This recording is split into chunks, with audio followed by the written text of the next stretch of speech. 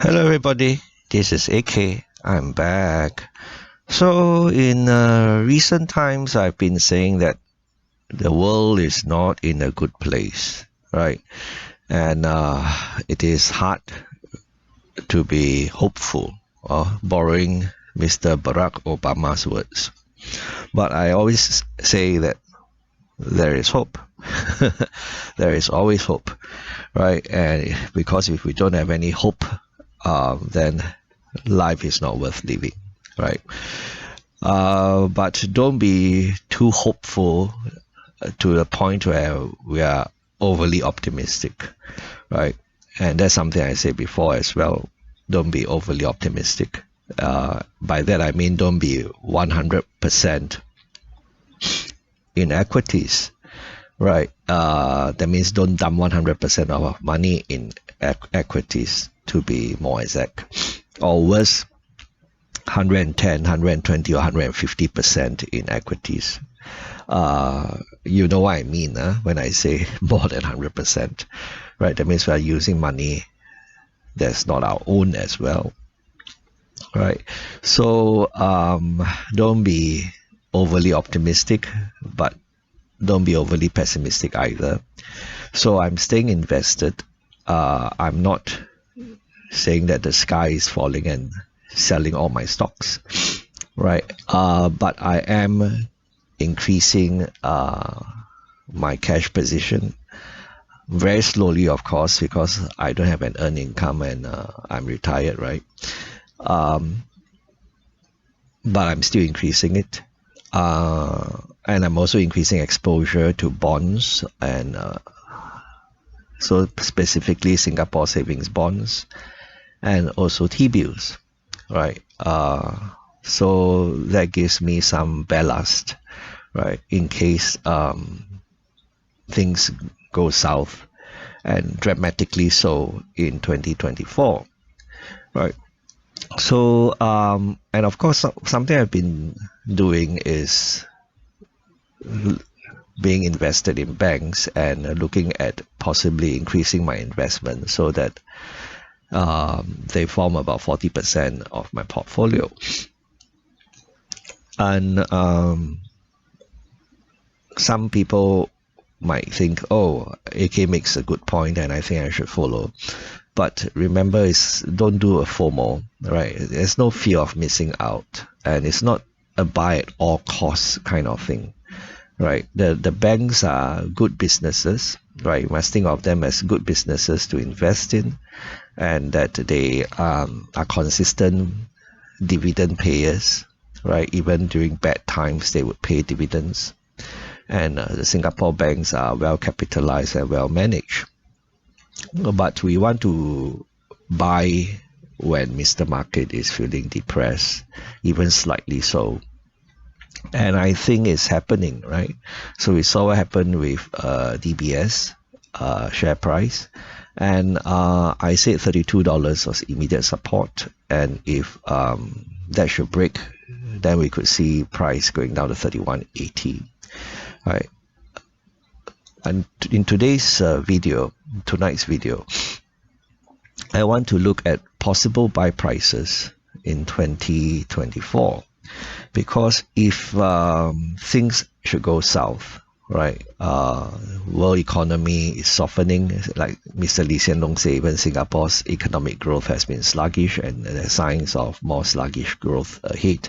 But sluggish growth is still growth, right? Let's hope it doesn't go into negative territory. But with what's going on in the Middle East, and what's going on in Ukraine, and what's going on in China, and of course, it's all terrible and worrisome. And if things could go out of hand, and frankly speaking, whatever I'm going to say next, right, is out the window, right? Because we saw what happened during an extreme crisis, like during the pandemic, right? All the technical analysis became faulty. All the tools that we had were useless because the prices just went down, straight down. They plunged, they did a nosedive, boom, just went down, right? So it becomes very hard to use charts to see what could happen and what are the more rational prices to buy it, because the market becomes irrational. So if we are 150% invested and the market becomes irrational like that, you see how catastrophic that could be, right? So, and that of course worsens the situation because people get margin calls and they'll get sold down even more. The prices will plunge even more, and that's why we see such dramatic crashes. Anyway, so if we do see a kind of more orderly downturn in 2024, right? On screen you see three charts. The topmost chart is the one for DBS. Right, we could see a retracement to $30.50, $30, that kind of prices, right? I don't think in an orderly retracement we would see it plunging to the pandemic lows for sure, or I don't think it'll go down to like $20 or $19, right? I mean, if that should happen, you know what to do, lah. I mean, that's why we keep a war chest, right? And of course, if that should happen, those of us who have bought Singapore savings bonds, those of us who have bought T-bills, and those of us who have cash on hand, and those of us who have CPF OA savings, all this form our cash or cash-like position, will do better. Our portfolio will do better because overall, we wouldn't have seen such a huge decline in value of our portfolio. Even if you just hold cash, you have done better because cash, there's no price risk. You know, your stock $1 goes down to 50 cents. That's a 50% loss, but your cash $1 is still $1. Right? That's why they say in certain times cash outperforms equities. Right? Even if we are holding pure cash. Okay, before I ramble on, so that's DBS, right? $30 to $30.50, that kind of range. And the next chart in the middle, that one is actually OCBC. So of the three charts, OCBC looks to be the strongest, right? All the moving averages are still going up, right? Whereas DBS has kind of flat line and UOB has kind of flat line or moving slightly downwards. But OCBC's moving averages are still up. But so in a more orderly retreat, right? I think OCBC could retrace to like $12.08, $12.10, that kind of level, $12.20. And the final chart at the bottom, that one is UOB, right? With UOB, I said before that I'm waiting for $26, and if you look at the chart, you can see why. You know, in chart says $25.95. So those are the prices that I could possibly buy a lot more in 2024 or earlier, if it should happen earlier, in a more orderly retreat. So I might be nibbling now, like I say, DBS, $32 immediate support. If it breaks $31.80, I might be nibbling, but I won't be buying a lot until I see those prices. But of course, a note of caution, technical analysis shows us where supports and resistance levels are and where prices could be, but it's not 100% certain that it will happen, right? So technical analysis is not about certainty, but it's the best we have. So I use it to give me some kind of idea of where I might start unlocking my war chest, right? So having said that, I also want to make a point about diversification, right? If we are 100% in banks,